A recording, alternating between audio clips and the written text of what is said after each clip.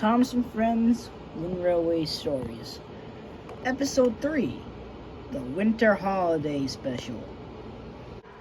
It was winter time on the island of Sodor, and all the engines were happy that the year was coming to an end, and that they were all going to be ready for Christmas. Not that many engines were able to use their snowplows this year for how heavy the snow was, so Gordon had to use his snow machine and to clear all the lines on the island, which took a long time. Near Tin of Sheds was a giant tree that came all the way from one of the biggest forests in the world. But this year, there was one engine in particular that didn't like the holiday season, and that engine was Oliver. After his incident with the snowman a few years ago, he started to hate Christmas more and more. It was snowing, and he really didn't like this. But soon, Toby came along with Henrietta. "Oh great, it's snowing. I'm glad I don't need to use a plow to my little cow catcher." "Oh, shut up, Toby. What's the matter?" "I don't like the snow at all. It gets everywhere, and it's so hard to go through. Remember what happened to Thomas those years ago?" "Well, yes, when he learned his lesson." "I know, but I still hate it. I want it to end. That Christmas and all this snow stuff is terrible." "I don't think you should be saying that." "Why? Because Christmas isn't all about Santa and all that stuff. You're forgetting the true meaning." "Oh, what is it, Toby?" "The birth of Jesus." "You Jewish?" No, don't do stuff like that, Oliver." "Fine, but why are you bringing this up?" "It's because people all came together to see the birth of God." "Well, I mean, sure, I get the meaning of Christmas, but I just don't like it. Not because of all the tradition stuff. It's because of all the snow. I can understand that. The only real people who like snow are kids, because they get to play around in it, and they get to make snowmen." "Don't you dare say anything about snowmen again." "What, you still salty about that snowman incident?" "Yes. I hate it that there's a new snowman over there next to a bit of broken rail." "Well, yes, but it's very unlikely that anyone's gonna crash into it." "Alright, well, Toby, I better get off." "Alright, see you later, Oliver. Bye." "Goodbye, Mr. Toby." "Bye, Toad." "Think of it like this, Mr. Oliver. We could spend more time together." "Toad, not to be rude, but we always spend time together. We always spend basically every moment of our day pulling freight trains together." "Yes, but you don't need to be rude about it. I'm not trying to be rude. Just, come on, let's get going." "Hello, you two. Welcome back to the docks. Let me get you unloaded." "Alright." Whoa! "See you later, chaps." Dang it, Hank. Man, I really hate him sometimes. "Mr. Oliver, come on. Be quiet, Toad. I just want to go home already." "It's alright, Mr. Oliver. Besides, it's the last train of the day." Later, when the two were going home, they didn't realize that the points weren't set right, as they soon roamed towards the main line and soon almost got obliterated by Gordon's snow machine. Whoa! Oh my! "Oliver, watch where you're going." "Watch where I'm going. I was watching where I was going. The points weren't set right." "Ah, I really need to get rid of these lazy signalmen." "I know. Come on. We just gotta wait now." So the points changed, and the two were on their way. The two usually slept in the yard so they could be next to each other and have each other as company. But over at the Tin of Sheds, well, things weren't really going that well. "James, you absolute buffoon. That's not what we are here for." "Oh, Spencer, you cannot be talking." "Oh my God, can you two stop arguing?" "Okay, you're arguing less than us on a bad day." Hey, you know what, James? Take that! you've done it. Ah!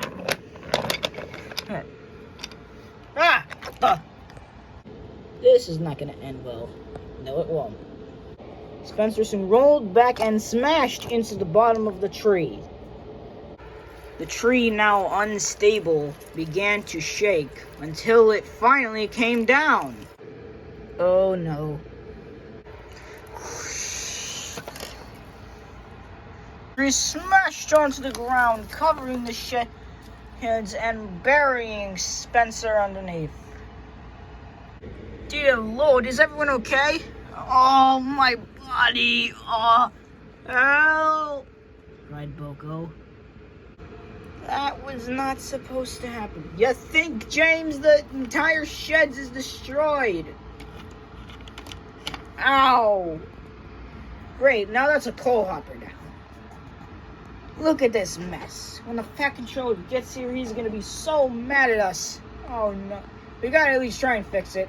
How are we gonna fix this? It's a giant tree that fell over. Meanwhile, while that was happening, Toby and the Fat Controller were talking. So, Toby, how do you like it with your new overhaul? Oh, I love it. These nice new wheels, nice new side plates. This feels so amazing. Good. I bet that paint job makes you feel wonderful. What in the what was that noise? Wait, oh my Lord. This is all your fault, James. What? You started it all. Silence! Yelled the Fat Controller as he walked over. What in blazes just happened? Why is the giant tree on the ground covering the entirety of the sheds? And where is Boko? I don't see him anywhere. I'm underneath here, sir. I'm stuck. The oil depot covered me while I was underneath here. Oh, great. Arthur, you alright as well? Yes. Spencer? A little bit. My boiler feels like it's dented. James? Yeah. Sure, a couple organs fell on me, but I'm more concerned about Spencer. You all better get back. In the morning, I want you all working as hard as you can. Well, other than Donald Douglas, Edward Henry, Thomas, and Stanley. And, well, everyone except Spencer and James. I want you two to go to Netford Station tomorrow morning once you are both put back on the rails. Now, I want to have a serious talk with you two in private. Yes, sir. Sorry, sir. By the next morning, the Scottish twins had pulled the tree back up, and Arthur was set free from his coal hopper trap. And soon, all the engines went back to work. Now, said the Fat Controller, I want to hear the story from both your perspectives. James, I want to hear yours first. Sorry, sir, I'm tired from last night. Well, what happened was, me and Spencer got into an argument, then he bashed into me, and then I rammed into him back, and I guess the buffers weren't safe enough, and he crashed into the tree, and it fell over. Spencer, exactly what he just pointed out. I'm not going to be like one of those engines who lie and say that it was something else, because I know I would be caught because of all the other engines there. Oh, at least now that you two have admitted to your mistakes. Yes, well, that was very, very stupid of us, sir. Now, good to know that you two have both agreed that you've made a bad mistake. Now, I want you to, even though you both said the exact same thing and you did not lie, I still need to give you guys a punishment. And I can't think of one right now. But for now, I want you two to shunt in the yards. And if there's any derailments, I'll make sure to take you guys off and just send you to freight duty. Alright, sir. Yes, sir. As two engines puffed backwards into the yard. Soon, Thomas and Stanley were told to go to Brandon Docks. When they got there, they saw a cranky unloading something really weird. He had just unloaded a giant snowman balloon that was already inflated. The two engines puffed towards it with very weird reactions. What is this? It's your special as the people that assigned you this job is. This is weird. No, other than this is really. It just doesn't make sense. It just come on. Just then the workman came by. I need one of you two to take the balloon and the other to take the supplies. I'll take these supplies, said Thomas as he puffed away to go get turned around. Stanley, it looks like you'll have to take the balloon. But it isn't even secure. It's just held on by some two strings. It can easily come off the flap, but just do it. By then, Thomas had already came back. Sucks to be you, Stanley. I'm taking the supplies. Soon, Stanley puffed away. At Napford Station, Hank was there, and he soon saw Stanley puff in with the balloon. Darn it, red signal. Stanley, what are you doing with that giant snowman? What? Mr. Snowman, you must go back to the children. I can't. Oh, man. Oh, I've got to go, Stanley. Oh, I'll see you later. Come on, man. Is this how the whole day's gonna go? I don't want to do this. Maybe if I can give this to someone else, they won't know. Devious plan, Stanley. I'm not normally like this, but when it comes down to situations like this, sometimes you gotta do what you have to do. And he soon puffed away into the yard. Stanley's trick was to put the snowman balloon behind Annie and Clarabelle for Percy to take later. And soon after he did that, he ran off. Alright, you two, are you ready for today's journey? Yes, but Clarabelle is sleeping. So please, be as quiet as you can. Alright, let's go. Say, Mr. Oliver, did you just see a giant snowman behind Annie and Clarabelle? Yes, I did, Toad. This is very out of the ordinary. Come on, let's go to work. Alright, let's go, Mr. Oliver. Thomas was at a red signal when he soon saw Stanley puff by. Oh, you're still delivering the supplies? Stanley, what happened to your snowman balloon?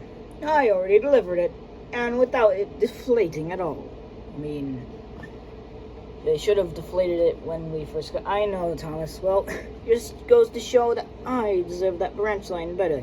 Don't you go there, Stanley. I know, I don't know why I said that. I'm just teasing with you. Alright, well, care to join me? Nah, you're on your own with this one. Oh, come on, Stanley. All I have is just this one flatbed. Oh, come back! Dang it.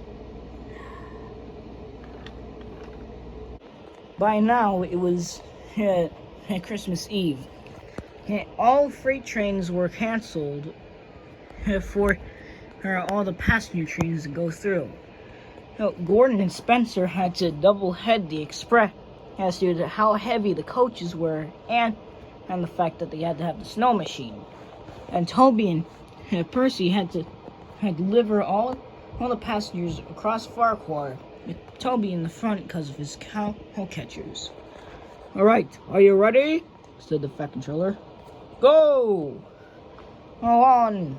Do your jobs quickly. We must be here by the end of the night. As the engines popped off. Midway through their journey, Gordon and Spencer could not see a thing in front of them. It was too snowy. Can you see anything? No, barely. All I can see is the is the bare front of my snow machine. Nothing else. I can't even see the back of your tender. All I know is that we're on a hill. Make sure you apply your brakes now. All right. But by the time they did apply their brakes, they were already going downhill at very fast speeds. Whoa, whoa, whoa, whoa. Oh, I can't see going. Come on, brake, brake, brake. They slammed on their brakes with all their might, but they couldn't stop. Help, they cried. But soon Gordon hit a rock and came onto the side. I've derailed.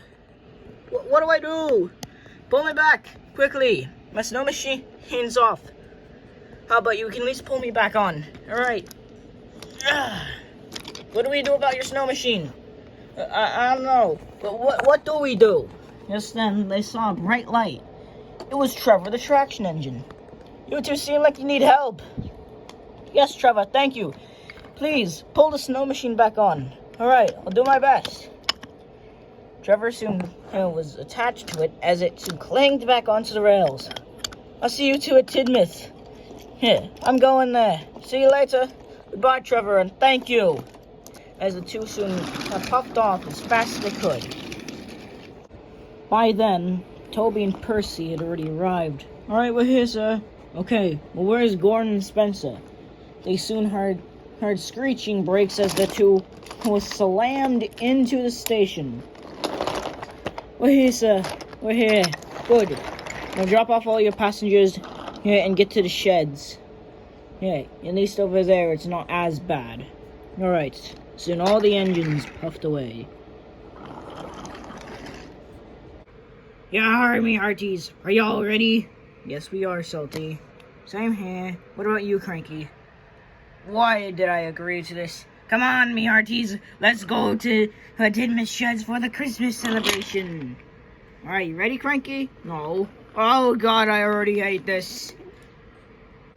Soon, all of the engines, road vehicles, and even Cranky had a place where they could all celebrate Christmas. Say, Thomas. Yes, Druffy?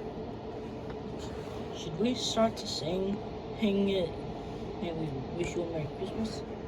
Sure, why not? Let's do it, everybody. 3, 2, 1.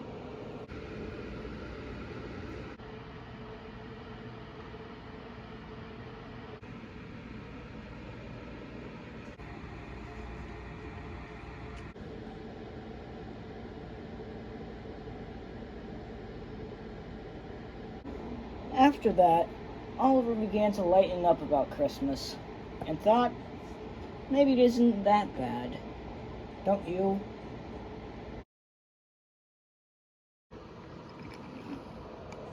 You'll be laughing on the other side of your boiler soon, you stinky steam engines. No. Jen. Yes, boss. Soon we rain havoc on them.